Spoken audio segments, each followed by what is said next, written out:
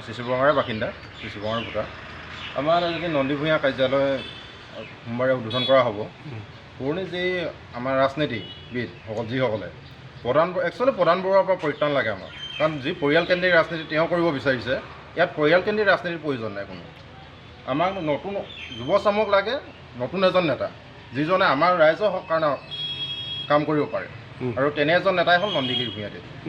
কাৰণ তেওঁ আজি আমি দেখিছোঁ তেওঁ নিজৰ পুঁজিৰ 25% সাধাৰণ জনসাধাৰণৰ কাৰণে ইউজ কৰে, নিজৰ পুঁজিৰ।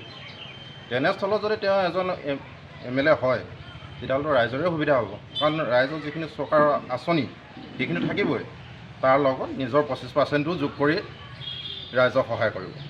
এটা কথা মই আকৌ সুধিছোঁ যে এজন সাংসদে তেওঁ জোৰ জবস্তি কৰিছে বুলি শুনিছোঁ।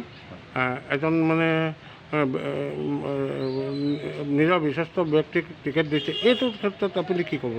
এইটো এনেকুৱা এটা হয়, কাৰণ জীৱন গগৈদেৱক তেওঁ টিকেট দিছে বুলি আমি যিটো শুনিছোঁ, কাৰণ এইটো এজন গছৰ মূঢ়া এটাৰ নিচিনাকৈ নি তাৰমানে পুলিটো তেওঁ নিজে তুলি লৈছে, যিফালে ঘূৰাই ধৰি লওক এফালে সাউলিব, ইফালে ঘূৰালে ইফালে যাব, কাৰণ ইয়াত কোনো তেওঁ অস্তিত্ব নাথাকিব, আৰু তেওঁ ইয়াতে এষাৰ কথা ক'ব নোৱাৰে ভালদৰে আজি, আৰু তেওঁ নিজৰ কাৰণে কৰিব আৰু বাৰু প্ৰধান বৰুৱাৰ কাৰণে কৰিব, কাৰণ তেওঁ এজন পুতলা, জাষ্ট পুতলা হৈ থাকিব, চাবি দিয়া পুতলা, যিফালে চাবি দিয়ে সেইফালে যাব লাগিব। আৰু তেনেকুৱা এজন মানুহে সংসদৰ মজিয়াত গৈ পিনি কৰিব কি? ইয়াৰ ৰাইজৰ সমস্যাবিলাকৰ বিষয়ে আনিব পাৰিব কি? কোন পুতলা? জীৱন গগৈদেৱৰ, প্ৰধান বৰুৱাদেৱৰ পুতলা। আপোনালোকে পুতলা বুলি ক'ব, কি আনিব বিচাৰিছে? কি কাৰণে?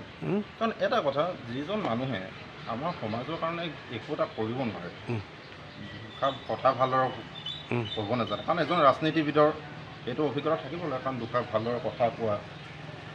চিচিবঙাৰ ভৱিষ্যতটো আপুনি কি বুলি ভাবে? যদি এনেদৰে চলি যায় ৰাজনীতিটো, চিচিবঙাৰ ভৱিষ্যত অন্ধকাৰলৈ যাব। আজি যিটো পৰ্যায়ত কৰিব বিচাৰিছে প্ৰধান বৰুৱাদেৱে। নাম আকৌ কওক। নমস্কাৰ, মোৰ নাম শ্ৰী মানস ভূঞা।